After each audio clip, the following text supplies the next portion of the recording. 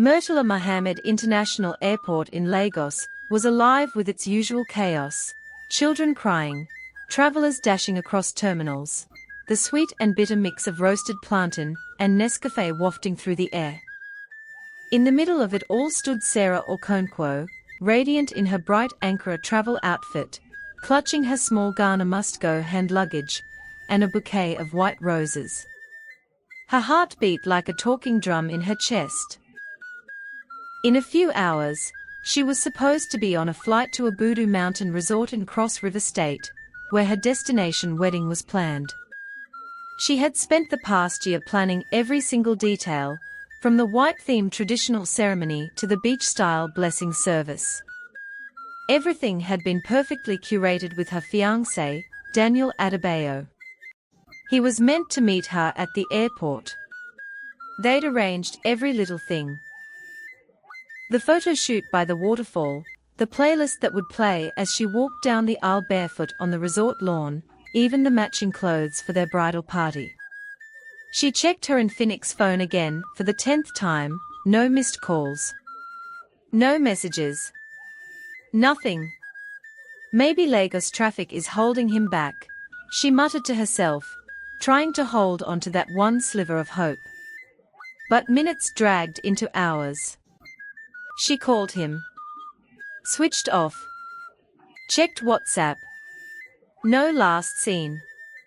Went on Instagram. No stories. No posts. She called his best man, 2 groomsmen, even his cousin.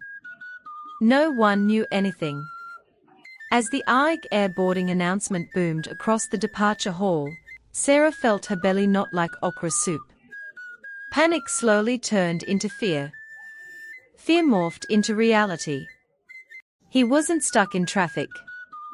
He wasn't coming. Then her phone buzzed. Just once. A text message. I'm sorry, Sarah. I can't go through with this. Don't wait for me.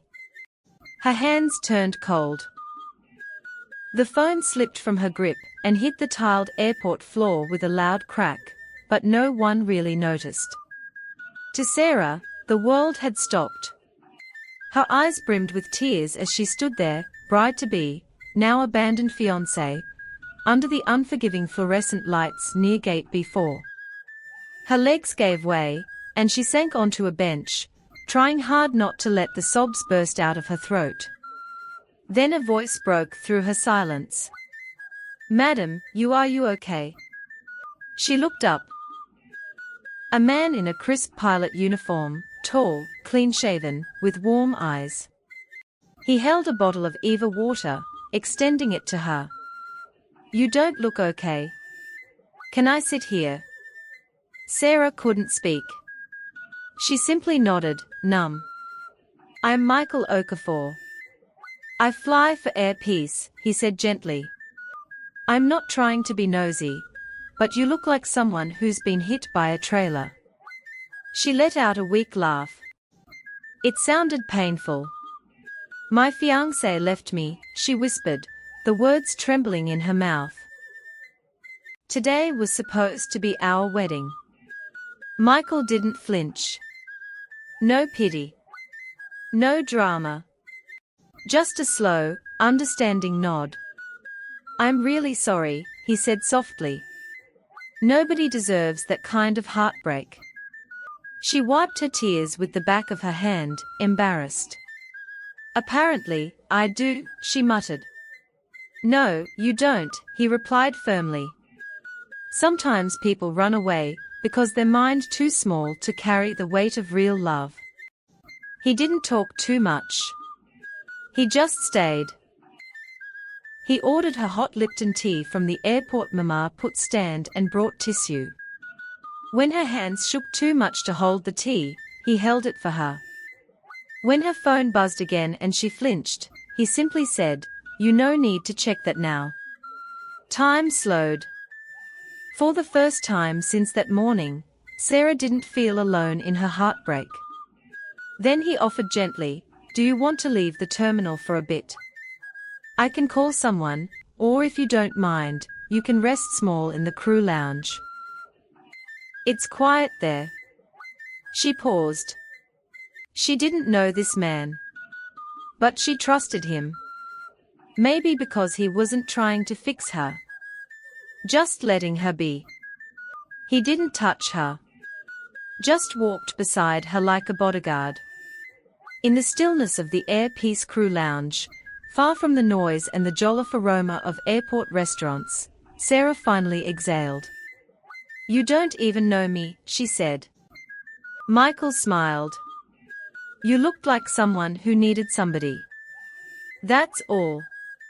She looked at him. This stranger in uniform, who didn't try to rescue her but simply sat with her through the storm. And for now, that was enough. Sarah didn't expect to see him again. They had parted ways with a simple thank you and one last glance. But fate, like Nigerian traffic, always finds a way to surprise you. The next morning, her return flight was delayed. Sitting alone at the departure hall, sipping warm malt, she heard a familiar voice. Looks like the gods of delay had a reason. It was Michael. Not in uniform this time, just in jeans and a plain polo. Still calm. Still present. They started talking. About weather. Lagos rain. Fuel scarcity. Life. Sarah laughed. For the first time in days. Michael shared how his late mum used to say airports NA were magic and heartbreak day shake hands.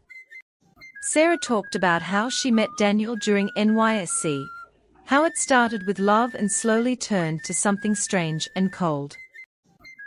They laughed over buns and chicken pie, made up stories about other passengers walking past, and quietly shared their fears. He didn't try to fix her sadness. He simply was there. Evening fell, and the noise of the airport dimmed. Michael glanced at her.